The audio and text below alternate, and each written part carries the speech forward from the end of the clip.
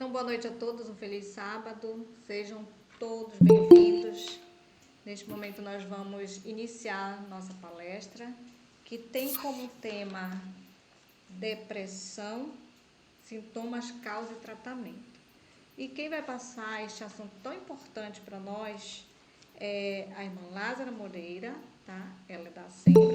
Também ela é psicóloga, psicóloga clínica e especialista em, em terapia para tratamento de traumas, tá? E eu convidei a irmã Lázara para passar essas informações para a gente, porque nós estamos com um projeto chamado Amigos da Oração, e esse projeto é um projeto em que você vai de residência em residência, né? E nós sabemos que esse assunto, depressão, é o assunto do momento. Parece uma pandemia, né? Então, Deus me iluminou de convidar a Lázara para passar para nós essas informações, como agir, como detectar que uma pessoa está com trauma, né? E a parte espiritual nós sabemos, mas como agir na parte científica. Então, obrigada, Lázara, por aceitar o nosso convite, e com você a palavra. Seja bem-vinda. Obrigada, eu agradeço pelo convite e também agradeço pela presença de todos, né, que estão aqui. E eu vou passar algumas informações e vocês podem, no final, fazer algumas perguntas sobre os slides aqui apresentados, né? Então, esse tema depressão, ele pode afetar qualquer pessoa, e seja criança, adulto, idoso, mulher, homem. Então, não tem, assim, falar assim, ela é mais prevalente em mulheres, mas pode afetar qualquer faixa etária. E depressão, então, não é um sinal de fraqueza. Muitas pessoas acham, né, que é um sinal de fraqueza, outras acham que é falta de Deus. Então, a depressão ela pode afetar ricos, pobres, e muitas vezes pessoas que você nem imagina pode estar do seu lado com depressão e você não sabe. E muitas vezes pode ser você mesmo que pode estar com esse problema, com esse transtorno, mas você ainda não identificou. Então, a gente está aqui para falar um pouquinho sobre esse assunto, as causas, os sintomas e todas as questões envolvidas a esse assunto aí. Então, não é verdade também que os cristãos não têm depressão. Muitas vezes a gente mistura, né, a parte espiritual com a parte psicológica. Então, o cristão, ele pode estar muito bem espiritualmente falando, ele pode estar em dias com Deus, nas suas orações, na leitura da Bíblia, na frequência dos cultos, mas, às vezes, emocionalmente, ele não está bem e ele pode ter uma depressão e, muitas vezes, conviver com ela e nem saber. Então, a gente está aqui para falar um pouquinho sobre isso, para tirar, né, todas as dúvidas e também todos as questões aí do assunto, né? Então, nós precisamos o quê? Aprendermos a pedir ajuda de acordo com esse tema, né? Dentro desse tema, porque muitas vezes por falta de conhecimento ou dificuldade que a pessoa tem para pedir ajuda, ou mesmo medo do julgamento, né? Algumas pessoas vão evitar o tratamento adequado que tem que fazer, que tem que realizar, e muitas pessoas vão tentar sozinhas arcar com esse sofrimento emocional. Né? As consequências mais graves da depressão é o suicídio, né? Quando não é tratado. Se a depressão não for tratada,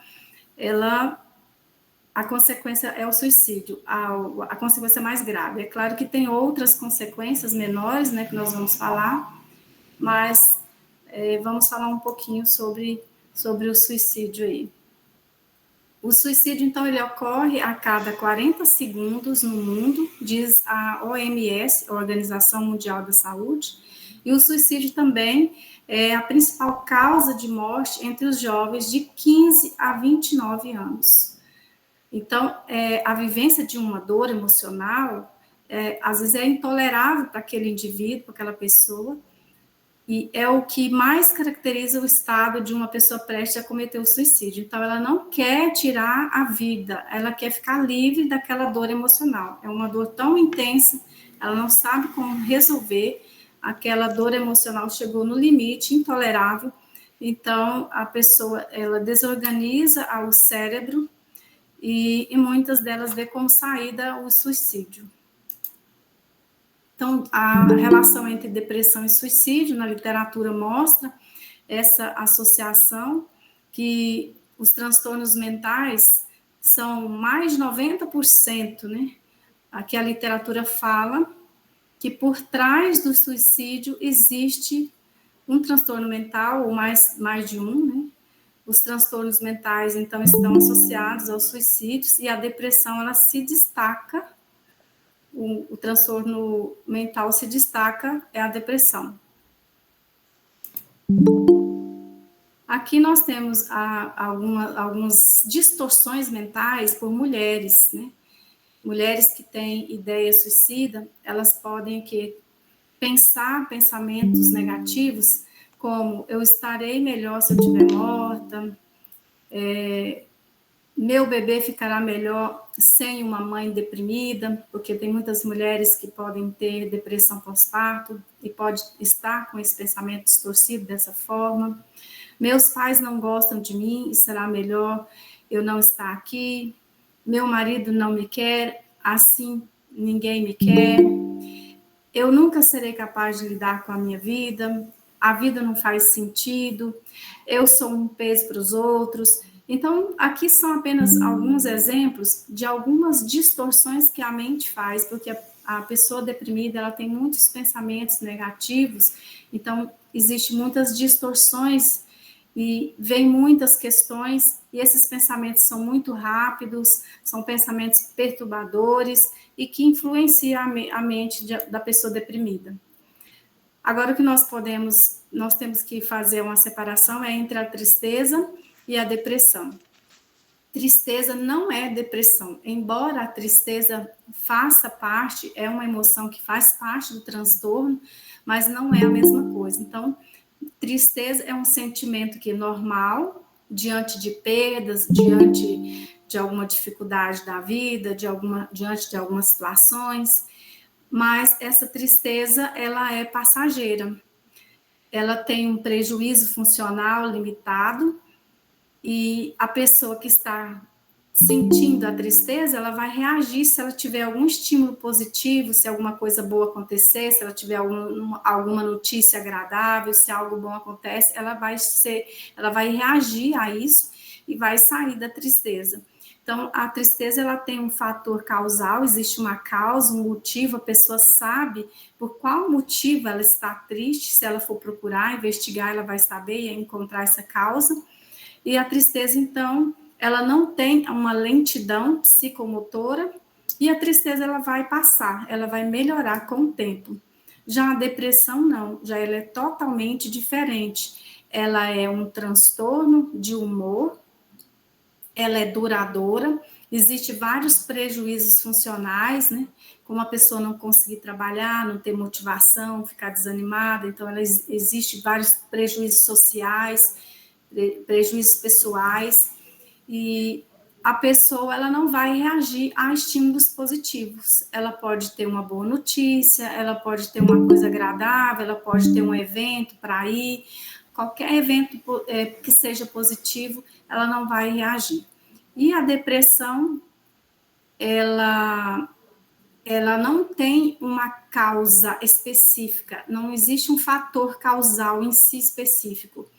E ela causa uma lentidão psicomotora, uma lentidão mental e uma lentidão também no físico, no corpo. A depressão, ela piora com o tempo se ela não for tratada. Então, não é algo que passa igual a tristeza, mas ela vai piorando os sintomas se ela não for tratada. Então, essa é a diferença da tristeza para a depressão. Então, a depressão, ela é uma tristeza profunda e contínua, sem motivo aparente, não existe motivo. Mesmo que se algo maravilhoso acontecer ou estiver acontecendo, a pessoa vai continuar triste. Então, a depressão, ela é uma doença psiquiátrica recorrente e ela é incapacitante. Ela vai incapacitar o indivíduo em diversas áreas da vida. Ela é considerada uma epidemia silenciosa. A Organização Mundial da Saúde prevê que até 2030 a depressão se tornará a doença mais comum no mundo e a mais prevalente.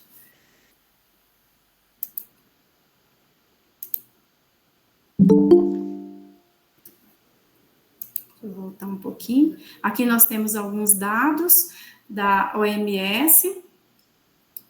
Segundo a OMS, o Brasil é o segundo com o maior número de depressivos. E o Brasil também é o país com maior prevalência de ansiedade no mundo. E, geralmente, os casos depressivos são associados com transtorno de ansiedade. A ansiedade também é um transtorno e, geralmente, eles vêm junto. É muito difícil a depressão isolada, sozinha. Geralmente, tem alguns sintomas da ansiedade. A depressão ela pode ocorrer tanto em homens quanto em mulheres, mas a depressão atinge mais mulheres do que homens. Em 2019, quase 1 bilhão de pessoas, incluindo 14% dos adolescentes do mundo, viviam com transtorno mental. Então, no primeiro ano, lá no tempo da Covid-19, a prevalência global de ansiedade e depressão aumentou, então, para 25%. Então, agora nós vamos mencionar um pouquinho da história da depressão, né? Que lá na Grécia Antiga, até a Idade Média, a doença mental era cuidada por clérigos e religiosos. Então, era considerada, a depressão era chamada de loucura e de melancolia. E acreditava-se que os demônios, então, entravam na mente do homem e tornavam o homem louco. Então, na Idade Média, a depressão era considerada como loucura. A pessoa que tinha depressão falava, não, está louco, está doido, é o louco da cabeça. E ela tinha o nome de melancolia ou loucura. Então, quem eram os responsáveis para cuidar de depressão era a igreja, né? Estava nesses cuidados aí, não era o médico. E o termo da depressão, então, começou a aparecer nos dicionários só lá em 1860, que recebeu essa nomenclatura aí. Então, as causas da depressão não tem uma resposta simplista que vai explicar as causas da depressão, porque é uma série de fatores de risco, como características biológicas, psicológicas, sociais, que podem, então, precipitar ou agravar uma depressão. Então, a causa da depressão é multifatorial. Aqui nos ambientes ambientais podem ser uma causa, né? Pode ser uma das causas, o ambiente. A pessoa pode passar por uma perda importante, perder alguém, e aí ela entra em luto, e aí ela não consegue elaborar e ressignificar esse luto, então ela pode entrar em depressão pelo luto e às vezes não consegue sair do transtorno, se ela não tratar. A separação conjugal pode levar a uma depressão, um problema no trabalho, né? Perder o trabalho, a aposentadoria ou o próprio envelhecimento. Então, nós precisamos o quê? Ficar atentos aos gatilhos, àquilo que acontece, né, no ambiente, porque de indivíduo para indivíduo isso pode desencadear uma depressão. Então, é preciso também ficar atento ao excesso de trabalho, ao estresse, né? Isso pode funcionar também como um gatilho para o surgimento de transtornos depressivos. Então, esses são os fatores ambientais. Agora tem os fatores genéticos, né, que é considerado também um fator de risco. A pessoa, se ela tem um pai, a mãe ou um irmão com depressão, a chance de desenvolver o distúrbio, ela vai ser maior. Então, se ela tem um histórico, uma história, né, um histórico familiar de alguém que tem depressão, as chances são maiores, né? Então, são os fatores genéticos. E os fatores biológicos são as alterações químicas no cérebro, as desordens nas produções dos neurotransmissores, como a serotonina e os outros transmissores. Existe, então, uma alteração nesses neurotransmissores.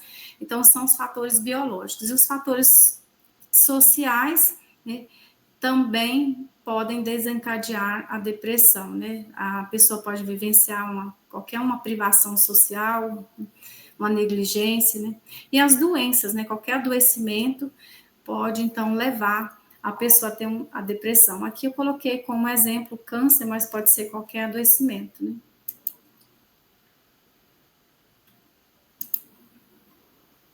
Aqui são os fatores psicológicos, né?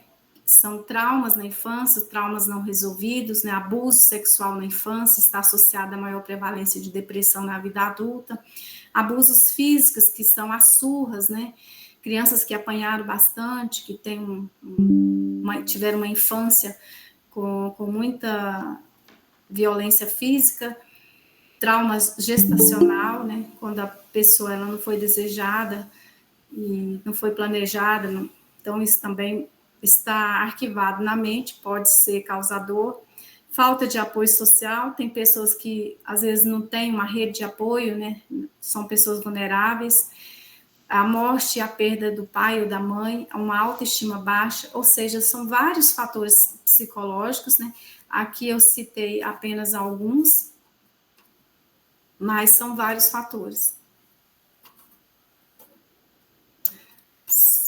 Entrou uma tela aqui no meu computador, só esperar só um pouquinho para eu tirar aqui.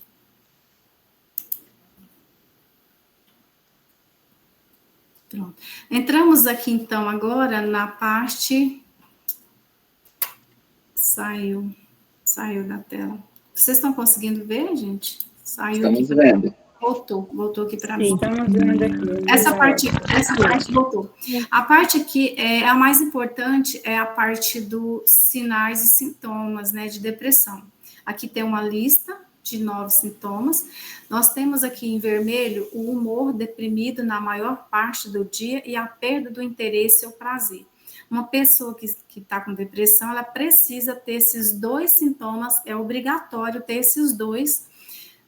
Eles têm que estar presentes durante mais ou menos 2 semanas, né? O mínimo de 2 semanas para que possa ser considerado como depressão, né? Para que venha fazer o diagnóstico, né? Então, seria 15 dias com o humor deprimido ou uma perda do interesse ou do prazer. Então, a pessoa vai perder o interesse por coisas que antes para ela era prazeroso, que para ela era interessante, era bom, ela tinha prazer em realizar aquelas coisas, ela vai perder, ela vai reduzir o interesse.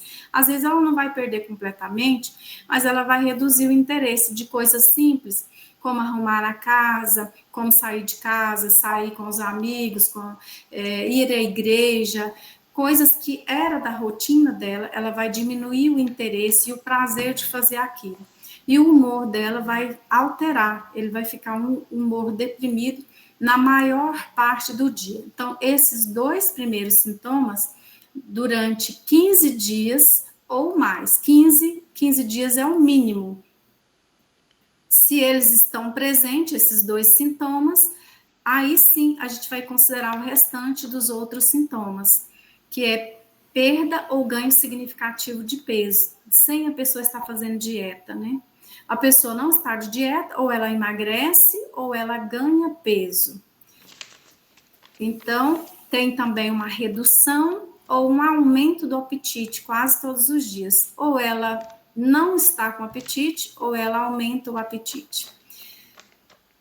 Ela tem insônia ou a hipersonia, que é o excesso de sono. A pessoa fica sonolenta durante o dia, ela quer deitar um pouco, descansar, mas essa sonolência é uma sonolência assim prevalente, recorrente, não é um sono que é só à noite. Então, ela está sempre mais sonolenta, ou com insônia, no início da noite, no meio da noite, no final da noite. Então, observa-se que o sono está desregulado, assim como o apetite ficou desregulado, o sono desregulou.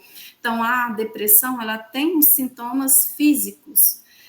Aqui, o quinto sintoma é agitação ou retardo psicomotor. O raciocínio fica mais lento, a pessoa fica mais esquecida, ou ela fica mais agitada, né? Tanto nos pensamentos quanto no comportamento. Observa que é agitação ou retardo. O sexto sintoma é a fadiga, que é aquele cansaço, né? A pessoa já acorda cansada, ou às vezes ela faz poucas atividades e já se cansa, e ela tem uma perda de energia, então ela já acorda com a energia baixa e ela faz algumas coisas assim pouca e já se sente cansada. O sétimo é o sentimento de inutilidade ou uma culpa excessiva. Então a pessoa se sente inútil, sente como se a vida dela ela não está contribuindo com a vida, a vida não está tendo muito sentido, não está tendo muita graça, ou ela se culpa com muita facilidade, qualquer coisa, mesmo que ela uma parte dela fale que ela não tem a culpa, mas ela vai lá e pede desculpas. É uma culpa assim que é frequente e que é excessiva. E a capacidade de pensar, ela é diminuída, a capacidade de concentrar, de tomar decisão. Então, existe essa diminuição no cognitivo, na parte mental mesmo, de pensar, concentrar, decidir, tudo fica mais lento. E o 9 é os pensamentos de morte ou a ideação suicida ou tentativa de suicídio. Esses pensamentos de morte, a pessoa pensa, ai, Deus podia me levar, ai, eu podia morrer. Às vezes ela não pensa em tirar a própria vida, mas ela pensa que a morte seria melhor, que a vida dela não está fazendo muito sentido, que ela não está contribuindo muito com os outros, e aí então a morte seria melhor para ela. Isso é uma ideia, é uma ideação que vem na mente. Essa ideia, ela vem, a pessoa ela não esforça para ter essa ideia, é um pensamento negativo e que ele vem e a pessoa não tem controle. Quando a pessoa observa, ela está com aquele pensamento. Só que esse pensamento, ele vai, ele passa, mas depois ele volta. E tem também as tentativas de suicídio, que é muito comum, aonde a pessoa tenta o suicídio, muitos da família não sabem dessa tentativa, porque às vezes a tentativa é só ela sozinha no quarto, às vezes ela toma medicamento, ela toma todos os medicamentos, tudo de uma vez, ou às vezes ela faz um outro tipo de tentativa e ninguém fica sabendo e ela também não conta. E às vezes então tem a ideia de morte, a ideação suicida ou a tentativa. E na ideação a pessoa pode pensar em se atirar na frente de um carro, e aí ela começa a ter imaginar ela se jogando na frente de um carro. Às vezes ela imagina se jogando de cima de um prédio. Então vem, além da ideação, que são os pensamentos, vem imagens, ela se vê fazendo aquilo. Então, é um sofrimento profundo. Aqui tem nove sintomas. Não é obrigatório ter esses 9 sintomas.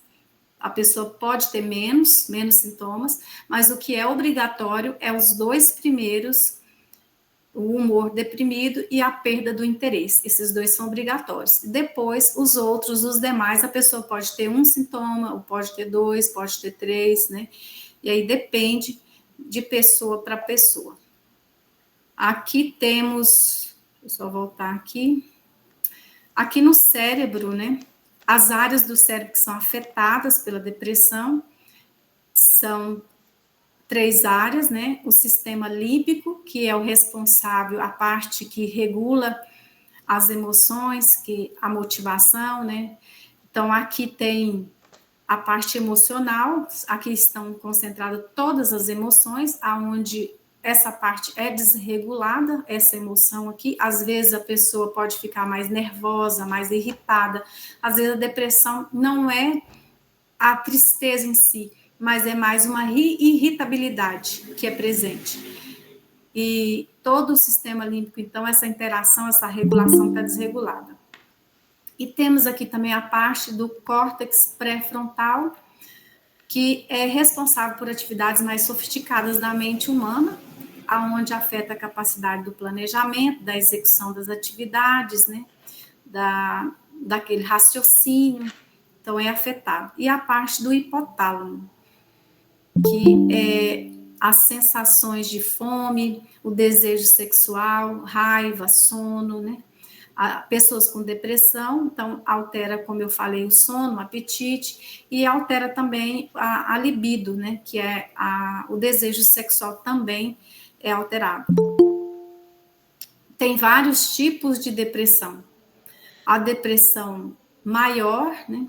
É uma depressão persistente, os sintomas, eles estão presentes durante mais ou menos 2 anos, e tem a variação, né? 1 ano para criança e adolescente, né? Desculpa, irmã. A depressão maior é uma, e tem uma depressão persistente, aonde a pessoa tem que ter no mínimo 2 anos, né? Os sintomas estão ali com a pessoa, estão presentes durante mais ou menos 2 anos.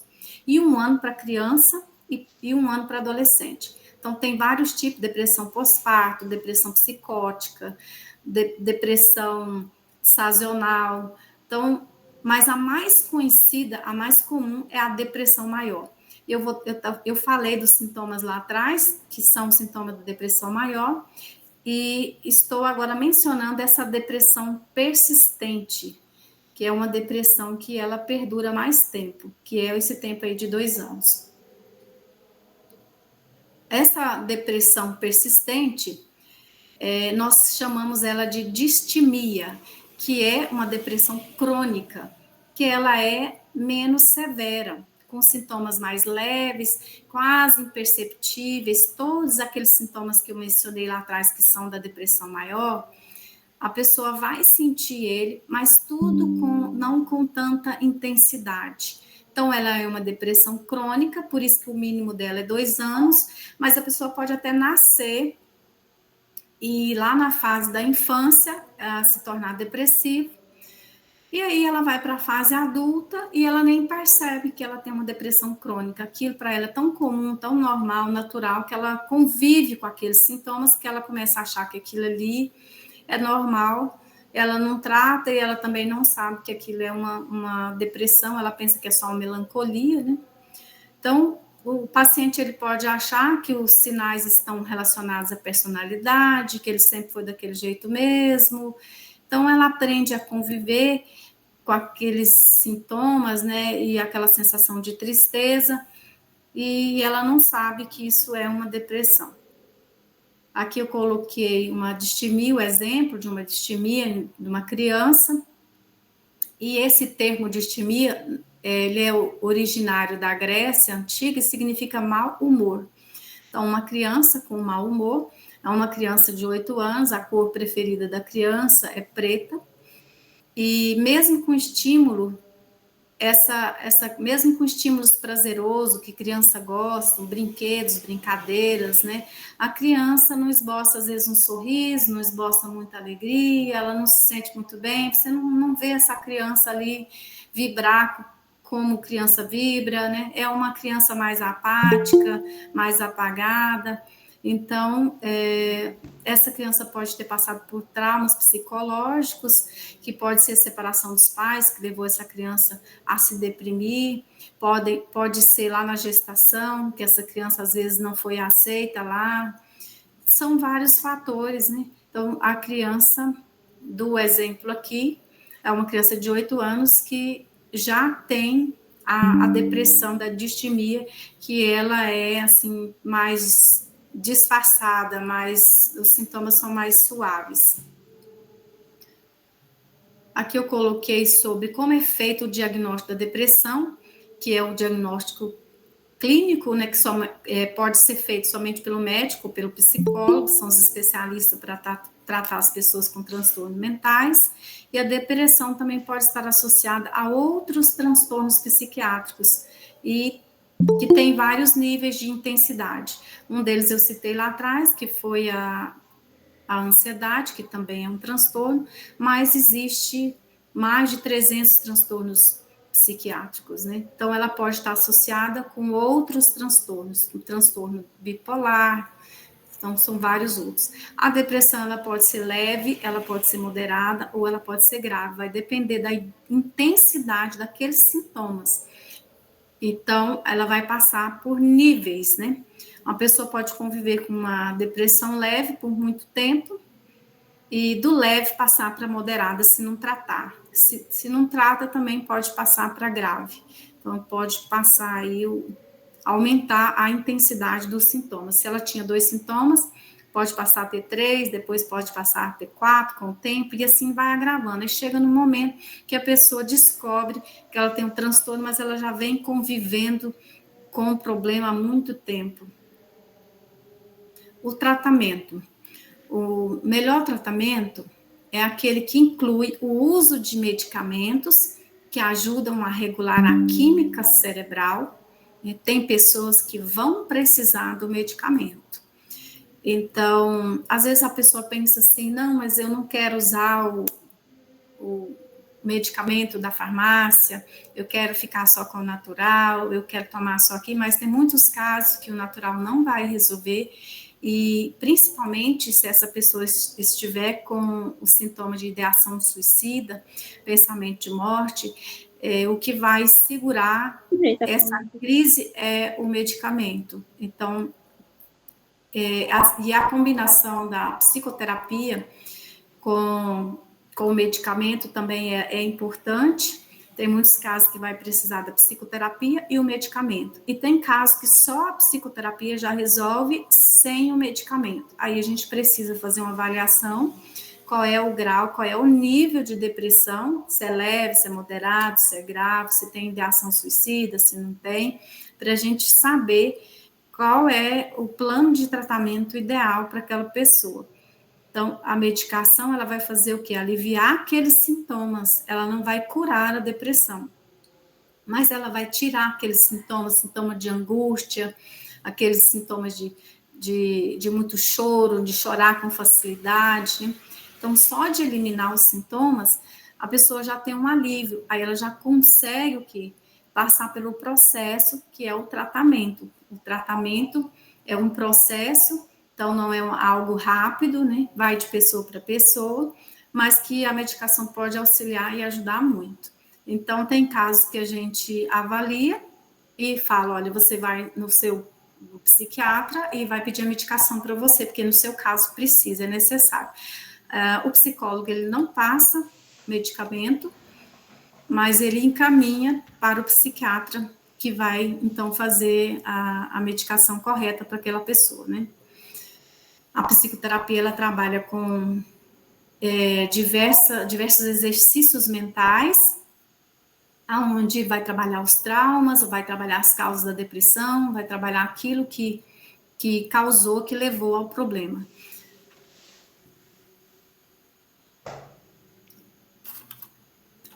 Bom, temos aqui a outra parte também da psicoterapia, continuando.